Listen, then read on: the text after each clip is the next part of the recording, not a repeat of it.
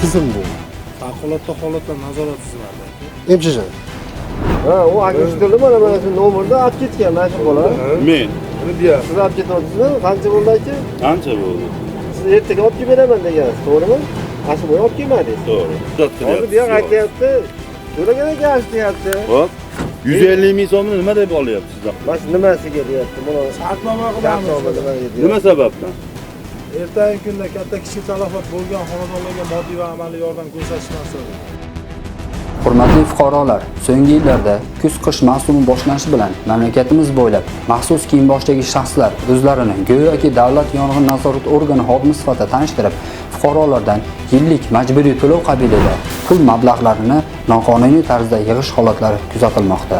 Yuqorida aytilgan shaxslarning Favqulodda vaziyatlar vazirligi faoliyatiga hech qanday aloqasi yo'qligini ma'lum qilamiz. Shu munosabat bilan Andijon viloyati Favqulodda vaziyatlar boshqarmasi sizlardan bu borada quyidagilarga e'tibor qaratishingizni so'raydi. Xonadoningizga kelib, o'zini Favqulodda vaziyatlar vazirligining quyi tizimlariga o'xshash tashkilot nomlari bilan tanishtirgan shaxslardan birinchi navbatda o'z shaxsini tasdiqlovchi hujjatini taqdim etishni so'rang.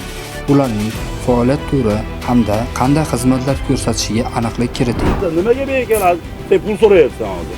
Shartnoma bo'yicha kerak. Hop, shartnoma qilishga haqqing bormi? Ha, bor aka. Ko'rsat menga hujjatlaringni taqdim. Nimaga ko'rsatmaysan? Men fuqaroman. menga telefon qildi qizim. Favqulodda holatda ekan dedi, bu telefonlashdik.